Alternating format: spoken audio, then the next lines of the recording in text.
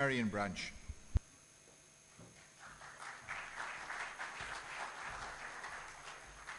Chairperson, can I start by acknowledging that there are some merits in some of the commentaries and criticisms in relation to this report, and I want to address some specifics. The issue of candidate selection was mentioned. Can I mention, first of all, that what we're voting on is a constitution. That's the operative thing. The constitution doesn't specify all of the procedures that are in the report.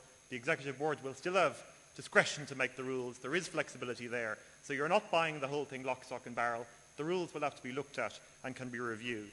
The NEC at the moment has the power to decide that a selected candidate isn't going to be ratified. So there is no absolute power under the party constitution as it stands. And also, the report and the constitution keep the party's democratic complaints procedure in place, so that in reply to Rory, a party member who has a legitimate complaint can bring that complaint. Reference was made to the Northern Irish position. The report simply reflects the status quo. It doesn't preserve it for all time. It doesn't enshrine it. It can be looked at. That's acknowledged in the report.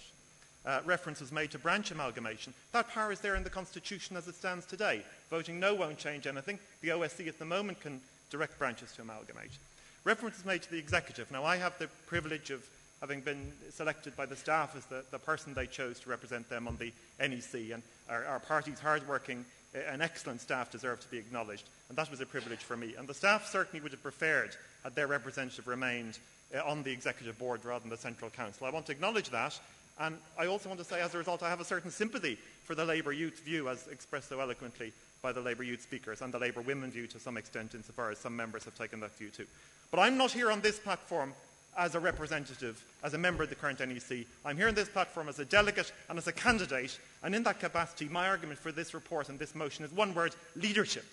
My constituents and potential Labour voters throughout the country are looking at the result of this debate. They're looking to this party for leadership.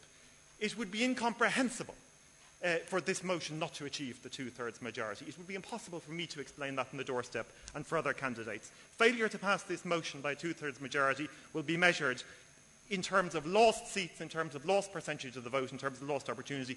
Finally, as a candidate, on behalf of the majority of other candidates, I'm asking you to support this motion if you possibly can. If you can't, in all conscience, support it, I'm asking you to abstain so as at least the two-thirds majority will be achieved. Thank you so much.